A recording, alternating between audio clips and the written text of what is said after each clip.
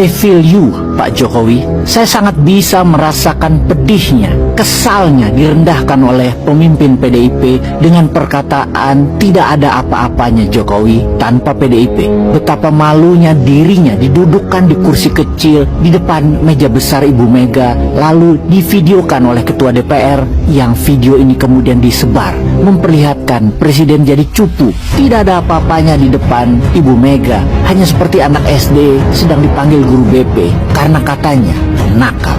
Ketika Pak Jokowi ingin Pilpres 2024-2029 berjalan satu putaran dengan kemenangan mudah dan telak, mencalonkan Prabowo sebagai presiden dan Ganjar sebagai wakil presiden, di mana keduanya Pak Jokowi telah kode-kode, pilihlah yang rambut putih yang menimbulkan Pak Ganjar. Kemudian Pak Prabowo beberapa kali di panggung Pak Jokowi mengatakan selanjutnya yang memimpin giliran Pak Prabowo.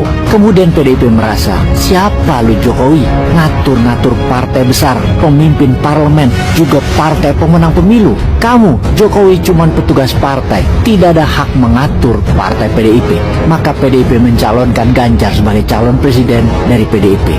Maka I feel you, Pak Jokowi. Betapa terpaksanya Pak Jokowi menerima pencalonan Pak Ganjar tersebut sebagai kader PDIP, dan itulah puncak kekesalan di mana keputusan mengambil Ganjar sebagai orang nomor 1 Indonesia malah memecah kekuatan kebersamaan yang akan membuat Anies berpeluang menangnya besar. Anies adalah ancaman versi bernegaranya istana. Kepanikan itu dan kekesalan itu memuncak. Maka dengan terpaksa dibuatkan jalur khusus agar bisa memasang wakil presiden Pak Prabowo adalah Mas Gibran dan memenangkan pasangan tersebut dengan seluruh daya upaya. Skenario pertama yang memenangkan Pilpres dengan asal bukan Anies dan asal bukan Ganjar terjadi satu putaran. Misi skenario pertama pun berhasil.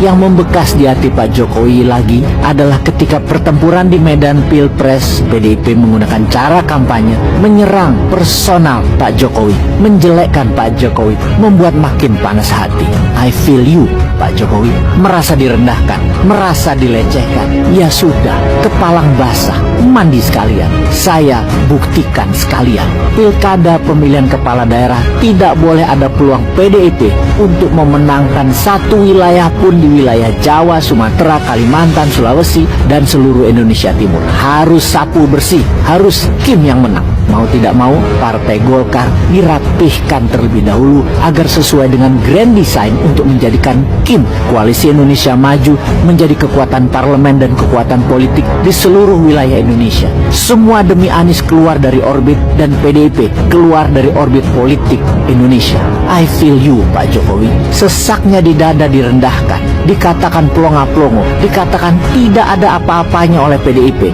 dan sekarang pembuktiannya. Kim Plus memasukkan Nasdem, PKS, dan PKB, meninggalkan PDIP dan Anies.